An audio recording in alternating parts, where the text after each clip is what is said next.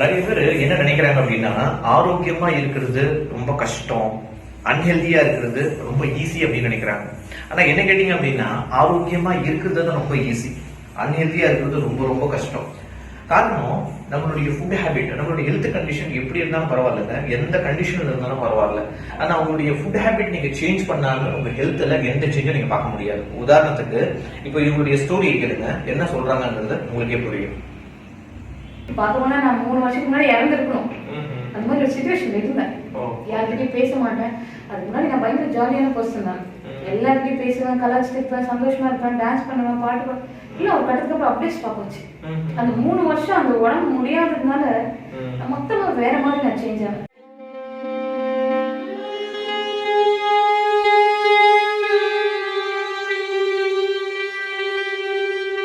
Hi Shweta. Hi coach. சொல்லுங்க ஸ்வேதா, உங்களை பத்தி சொல்லுங்க. ஹாய் கோச், என் பேர் ஸ்வேதா. என்னோட ஏஜ் வந்து 36. எனக்கு 2 பசங்க. நான் கேரளால இருந்து இங்க வந்திருக்கேன். அப்படியா? ஆமா. Very good. ஓகே, இந்த ப்ரோக்ராம் வந்து நீங்க ஸ்டார்ட் பண்றதுக்கு முன்னாடி ஒரு ஹெல்த் கண்டிஷன் எப்படி இருந்தது? அது எப்படி சொல்றதுன்னா, ஒரு 3 வருஷமா ரொம்பவே கஷ்டப்பட்டேன். 3 வருஷமா first pressure, hyper tension, cholesterol, anxiety, neck pain, அப்புறம் மூச்சு திணறல், இல்லாதது எதுவுமே இல்லை அப்படின்ற மாதிரி சொல்லலாம். ஒரு 2 தடவை பேனிக் அட்டாக் ஆயிருக்கு மிட் நைட்ல. என்னன்னே காரணமே தெரியல. திடீர்னு தூங்கிட்டே இருப்பேன், திடீர்னு நெஞ்சில படபடப்பு வந்து அப்புறம் ஹாஸ்பிட்டலுக்கெல்லாம் போய் ட்ரீட்மெண்ட் எல்லாம் எடுத்து ஸ்லீப்பிங் டேப்லெட் கொடுப்பாங்க. தூங்க சொல்லி, நீங்க தூக்கம் சரியா தூங்காதனால இந்த பிரச்சனை இருக்கு அப்படின்னு சொல்லி, எப்போ பேனிக் அட்டாக் ஆனாலும் டாக்டர் கிட்ட போனா ஸ்லீப்பிங் டேப்லெட் தான் கொடுப்பாங்க. அந்த ஸ்லீப்பிங் டேப்லெட் போட்டதுக்கு அப்புறம் தான் நான் தூங்குவேன். அது வரைக்கும் தூக்கமும் வராது. ரொம்ப கஷ்டப்பட்டுட்டு இருந்தேன். ரொம்ப கஷ்டப்பட்டு எல்லாருக்குமே பயப்படுவேன். ரொம்ப எல்லாத்துக்குமே பயப்படுவேன். தெரியல என்ன ஆச்சுன்னு எனக்கே தெரியல. என்னோட எதனால இந்த மாதிரி ஆச்சு அப்படின்றது எனக்கே தெரியல. எந்த டாக்டர் கிட்ட போனாலும் ஒருத்தர் சொல்லுவாங்க, இல்ல இந்த மாதிரி உங்களுக்கு வந்து ஹார்மோன் இன்பேலன்ஸ்டு அப்படின்னு சொன்னாங்க. இன்னொரு பக்கம் போனா ஹைப்பர் டென்ஷன் வர்றதுனால இந்த மாதிரி உங்களுக்கு பிரச்சனை இருக்கு அப்படின்ற மாதிரி சொன்னாங்க. இன்னொரு பக்கம் போனா ஆன்சைட்டி, பயந்ததுனால ஹெல்த் ப்ராப்ளம் ஆயிருக்கு அப்படின்ற மாதிரி எல்லாம் சொன்னாங்க. சோ இது எல்லாமே யோசிச்சு யோசிச்சு யோசிச்சு நான் ஒரு மாதிரி ஆயிட்டேன். நான் ஒரு மாதிரி. இப்போ இந்த 3 வருஷத்துக்கு முன்னாடி நீங்க நல்லா தான் இருந்தீங்க. கண்டிப்பா நான் ரொம்ப சந்தோஷமா நல்லா இருந்தேன். பாஸ்ட் 3 இயர்ஸ் தான் இந்த மாதிரியான ப்ராப்ளம்லாம் ஸ்டார்ட் ஆயிடுச்சா? Okay okay. அதுனால மெடிகேஷன் எதனா இருந்தீங்களா? மெடிசன் எதனா எடுத்துட்டு இருந்தீங்களா? இல்ல கோச், நான் எதுவுமே சாப்பிட்டதே கிடையாது. ஆனா இந்த 3 வருஷமா அந்த மெடிசன்ல தான் வாழ்ந்துட்டே இருக்கேன். ஓஹோ, ஓகே. ரெகுலரா வந்து ட்ரீட்மெண்ட் பண்ணிருக்கீங்க. ஆமா. ஓகே. எத்தனை மெடிசன் போடுவீங்க ஒரு நாளைக்கு? ஒரு நாளைக்கு வந்து 14 டேப்லெட்ஸ் போட்டாங்க. 14. அந்த 14ல வந்து நைட் 7, மார்னிங் 7. இது இல்லாம ஆன்சைட்டிக்குன்னு சொல்லி அவங்க ஸ்லீப்பிங் டேப்லெட்ஸ் கொடுப்பாங்க. சரி சரி. நைட்ல தூக்கம் வராது சுத்தமா? சுத்தமா தூக்கம் வராது. Okay okay. இப்போ நைட்ல தூங்கல அப்படின்னா முடிச்சிட்டே இருப்பீங்க. அப்போ பகல் நாள்லாம் எப்படி இருக்கும்? ஒரே டிப்ரெஷனா இருக்காது, மைண்ட் கோவமா வராது? ஐயோ கண்டிப்பா. என்னால யாருக்கிட்டையும் பேச முடியாது. தனிமை, ரொம்ப தனிமை தேடுவேன். தனியா உட்காந்து ஏதோ ஒரு விஷயத்தை யோசிச்சுட்டு இருப்பேன். போனை நிறைய நோண்டுவேன். ஏன்னா அதுல இருந்து மைண்ட் மாறுமா அப்படின்னு சொல்லிட்டு நிறைய. அதுவும் அப்ப கூட அந்த போன்ல கூட இந்த மாதிரி விஷயத்துக்கு எப்படிடா டேப்லெட் இல்லாம எப்படிடா இதை கம்மி பண்றது, ஹைப்பர் டென்ஷன் எப்படி கம்மி பண்றது, கொலஸ்ட்ரால் எப்படி கம்மி பண்றது, இதெல்லாம் வீடியோஸ் பார்த்துட்டே இருப்பேன். ஆனா அது பார்த்ததை விட அதுல இருந்து வர பிரச்சனைகள் தான் நிறைய தெரிஞ்சுது. அதுல இன்னும் பயப்படுவேன். ஓ இதெல்லாம் என்ன இப்படி ஆகுமா அப்படின்னு சொல்லி அதனாலேயே மாத்திரை போட்டுட்டே இருந்தேன். ஒரு கட்டத்துக்கு அப்புறம் நானா என்ன நடக்கட்டும் அப்படின்னு சொல்லி கொஞ்சம் மாத்திரை கம்மி பண்ணேன். ஆனா நடுவுல மாத்திரை கம்மி பண்ணி இன்னும் அதிகமா தான் ஆச்சு. அதிகமாயிடுச்சு. அப்பதான் 2 தடவை பேனிக் அட்டாக். மாத்திரை ஸ்டாப் பண்ணிட்டேன். ஸ்டாப் பண்ணி மறுபடியும் பேனிக் அட்டாக் இருந்தது. அப்போ டாக்டர் கிட்ட போனா டாக்டர் சொன்னாங்க, நீங்க டேப்லெட் ஸ்டாப் பண்ண கூடாது, டேப்லெட் போட்டுதான் ஆகணும் அப்படின்ற மாதிரி சொல்லிட்டு இருந்தாங்க. Okay fine. அப்ப இவ்வளவு பிரச்சனை இருக்கும்போது இந்த ஆப்பர்ச்சுனிட்டி வந்து பாத்தீங்கன்னா, இந்த ஹெல்த்தி ஆப்பர்ச்சுனிட்டி உங்களுக்கு எப்படி கிடைச்சது? ஆக்சுவலி நான் நெட்ல பார்த்தேன், சாமி கிட்ட வேண்டிட்டு இருக்கேன், இந்த மாதிரி இல்லாத வாழ்க்கை எப்படா அப்படின்ற மாதிரி யோசிச்சிட்டே இருந்தேன். ரொம்ப யோசிச்சேன். எனக்கு டேப்லெட்ஸ் பிடிக்காது. ஏன்னா எங்க வீட்டுல எங்க அப்பா அம்மா கூட மாத்திரை போட்டு 15-20 வருஷமா ரொம்ப கஷ்டப்பட்டவங்க தான். சரி நம்ம லைஃப்பும் அந்த மாதிரி ஆயிடுவான்னு சொல்லி நான் பயந்துட்டே இருக்க சொல்லதான் வாக்கிங் போய் ஜாகிங் போய் எல்லாமே பண்ணியும் என்னோட பிரச்சனை எதுவுமே சால்வ் ஆகும். அப்பதான் எதிர்த்து உங்களை நான் மார்க்கெட்ல. ப்ரொஃபஷன் என்ன?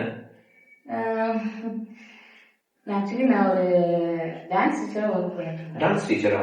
ஓ சரி. அப்ப எவ்வளவு ஆக்டிவா இருந்திருப்பீங்க? எவ்வளவு வந்து பாத்தீங்கன்னா 20 வருஷமா இருந்திருப்பீங்க. கண்டிப்பா நான் அவ்வளவு சந்தோஷமா இருக்கும். இந்த 3 வருஷமா என் லைஃப் வேற மாதிரி புரட்டி போட்டுச்சு.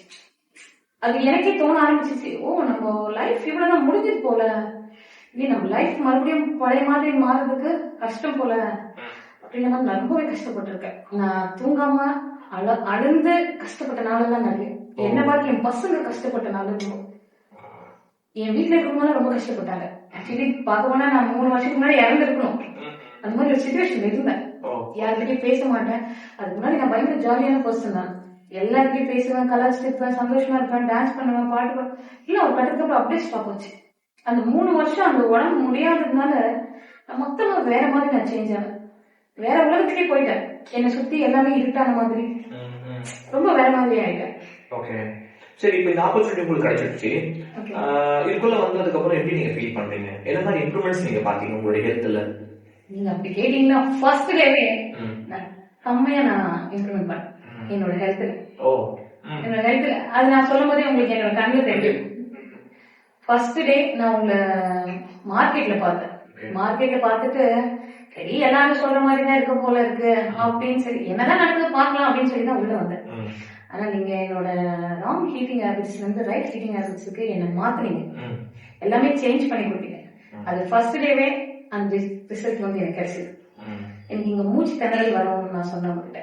ஒரு 10 ஸ்டெப் ஏறினாவே எனக்கு மூச்சு திணறும். ஆனா அன்னைக்கு நான் 3 ஆஃப்டர் நாங்க எங்க வீட்டுல வந்து மேல கொடி மேல துணி காய் போடணும், மாடி மொட்டை மாடியில 3 ஆஃப்டர் ஏறி மேல போய் தான் நாங்க போடணும் துணி. அப்ப அந்த ஸ்டெப்ஸ் ஏறும்போது எனக்கு அந்த மூச்சு திணறவே இல்லை. திணறும். நான் போய் மேல ஸ்டெப்ஸ் ஏறி போய் ஒரு 5 மினிட்ஸ் ரிலாக்ஸ் பண்ணிட்டு தான் நான் துணி காய் போடுவேன். ஆனா அன்னைக்கு எனக்கு மூச்சு திணறவே இல்லை. ஃபர்ஸ்ட் டே ஃபர்ஸ்ட் டே மூச்சு திணறவே இல்லை. எனக்கு அதை அங்கேயே நான் ஃபீல் பண்ணேன், திடீர்னு மூச்சு திணறலையே, சரி பாக்கலாம் அப்படின்ற மாதிரி துணி காய போட்டு கீழே வந்து நான் வீட்டுல எல்லாரும் சொல்லிட்டு இருக்கேன், ஷேர் பண்ணிட்டு இருக்கேன். அம்மா எனக்கு மூச்சு திணறல அப்படின்னு. என் ஹஸ்பண்ட் பக்கத்துல தான் இருக்காரு, அவர்கிட்ட நான் சொல்லிட்டு இருக்கேன். என் தம்பிக்கு கால் பண்ணி சொன்னேன், எல்லார்கிட்டையும் சொன்ன மூச்சு திணறல எனக்கு அப்படி. அதுக்கப்புறம் என்னோட அந்த ரைட் ஹீட்டிங் ஹேபிட்ஸ்ல இருந்து நான் கொஞ்சம் கொஞ்சமா நான் வெளியே வரும் எனக்கு ஹைப்பர் டென்ஷன் கம்மியாச்சு.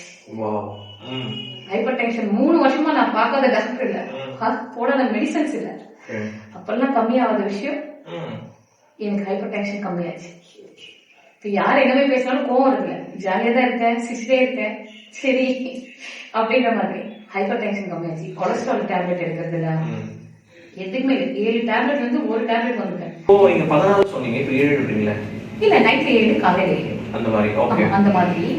சோ இப்போ காலையில வந்து எல்லாமே நிறுத்திட்டேன். காலையில எந்த டேப்லெட்ஸ் போடுறது இல்ல. நைட் மட்டும் ஒரு டேப்லெட். அந்த ஆன்சைட்டி அப்படின்றதால அவங்க வந்து 9 மந்த்ஸ் எடுக்கணும் அப்படின்ற மாதிரி சொன்னாங்க. அது எதுக்குன்னா படபடப்பு, ஒரு மாதிரி ஒரு பயம் எதுவுமே இருக்குல்ல, அதுக்காக போட்டுட்டு இருந்தேன். மெயின் வந்து ஸ்லீப்பிங் டேப்லெட் வந்து ஸ்டாப் பண்ணிட்டேன். ஸ்லீப்பிங் டேப்லெட்ஸ் இல்லாம இப்ப நிம்மதியா தூக்கம் பத்தல அப்படின்ற அளவுக்கு யோசிக்கிறேன். அந்த அளவுக்கு நிம்மதியான ஒரு தூக்கம். சோ அந்த ஆன்சைட்டிக்கு மட்டும் ஒரு டேப்லெட் போட்டுட்டு இருக்கேன். சோ அதுவும் இப்ப 20 டேஸ் ஆச்சு, போறதே இல்லை. அதுவும் அப்படியே நிறுத்தி வச்சிருக்கேன். அது நம்ம நார்மலா இருக்கு. ஆன்சைட்டிக்கு மட்டும் நான் டாக்டர் கிட்ட போக செக்அப் அப்படியே ஸ்டாப் பண்ணிட்டேன். ஏன்னா அந்த படபடப்பு இல்லை இப்ப என்கிட்ட, நார்மலா தான் இருக்கேன், நிம்மதியா தூங்குறேன். ஆக்சுவலி நான் போனது வந்து தூக்கம் இல்ல, அந்த பயம் பதட்டம் படபடப்பு இருக்கிறதுனால டாக்டர் போனேன். இப்ப எனக்கு அது இல்ல. இப்ப எல்லா டேப்லெட்டும் ஸ்டாப் பண்ணிட்டீங்க. இப்போ அந்த மாதிரி சிம்டம்ஸ் உங்களுக்கு தெரியுதா? இப்போ எதுவுமே இருக்காது, தெரியல, எதுவுமே இல்ல. ஓகே, எப்படி இருக்கீங்க? ஹாப்பியா ஃபீல் ஆகுதா? நான் அப்படியே 15 வருஷம் கடந்து போய் 20 வயசுக்கு போன மாதிரி இருக்கேன். ஓகே, அதாவது மெயின் பாயிண்ட் என்ன அப்படின்னா, நீங்க இப்ப சொல்ல வந்தது இல்ல, உங்களுடைய ராங் ஈட்டிங் ஹேபிட் வந்து இப்ப நீங்க ரைட் ஈட்டிங் ஹேபிட் கரெக்டா. இப்ப நம்ம பெருசா இந்த மாற்றங்கள் பண்ணல. அந்த சின்ன ஒரு கோர் கரெக்ஷன் என்ன அப்படின்னா, ராங் ஈட்டிங் ஹேபிட்ங்கிறது, அதாவது நீங்க உங்களுடைய சாப்பாடு முறையை நம்ம சேஞ்ச் பண்ணிருக்கோம். சேஞ்ச் பண்ணதுல இவ்வளவு ரிசல்ட்ஸ் வந்து கிடைச்சிருக்கு. நீங்க உள்ள வரும்போது எவ்வளவு வெயிட் இருந்தீங்க? ஆக்சுவலா நான் உள்ள வரதுல 68 கிலோ. 68.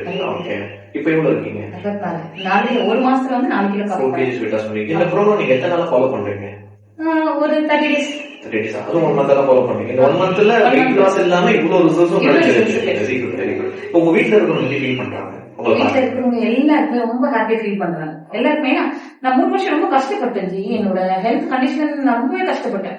எல்லாருமே வீட்டுல ஒரு மாதிரி ரொம்பவே கஷ்டப்பட்டாங்க என்னை பார்த்து. நான் பொண்ணு இப்படி ஆயிட்டாலே, அதுவும் 35 வயசுல இவ்வளவு பிரச்சனை இருக்குன்னா யாராவது வீட்டுல கஷ்டப்படுவாங்க இல்லைங்களா? ஆனா இப்போ வந்து வீட்டுல எல்லாருமே அவ்வளவு சந்தோஷமா இருக்காங்க. ஓகே, என் பொண்ணு ஹெல்த் இம்ப்ரூவ்மெண்ட் இருக்கு, என் பசங்க என் புருஷன் அவங்க சந்தோஷப்படுறாங்க, ஹாப்பியா இருக்காங்க. கண்டிப்பா. இப்ப இந்த ப்ரோக்ராம் வந்து பாத்தீங்கன்னா இன்னும் நீங்க நல்லா ஃபாலோ பண்ணி ஒரு ஹெல்த்தை வந்து இன்னும் இம்ப்ரூவ்மெண்ட் பண்ணலாம்னு ஐடியா இருக்கீங்களா? இப்ப இது போதும் நினைப்பீங்களா? கண்டிப்பா இது என் லைஃப் லாங், இனி என்னோட லைஃப்ல இது அப்படியே டிராவல் ஆகும். Very good. இது வந்து இனி ஸ்டாப் பண்றதா இல்ல. ரொம்ப புத்திசாலியா இருக்கீங்களா? கண்டிப்பா.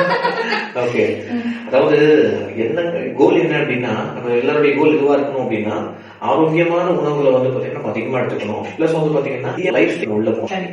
டாக்டர் போறது, மெடிக்கல் லைஃப் வந்து நம்ம ஃபாலோ இல்லாம ஒரு ஹெல்த்தியான ஒரு ப்ரோக்ராம் உள்ள இருந்தோம் அப்படின்னா நம்ம லைஃப் நல்லா ஹெல்த்தியா அவங்க லீட் பண்ணிக்கலாம். அது மூலியமா நம்ம வீட்டுல இருக்கிறவங்களுக்கும் நம்ம வந்து பாத்தீங்கன்னா ஒரு கோச்சா வந்து மாறலாம். ஓகேவா? உங்களை சந்திச்சதுக்கு ரொம்ப சந்தோஷம். உங்களுடைய ஹாப்பினஸ் வந்து பாத்தீங்கன்னா எனக்கு ரொம்ப ஹாப்பியா இருக்கு. இந்த ஹாப்பினஸ் வந்து கண்டினியூ ஆகும். Okay, thank you.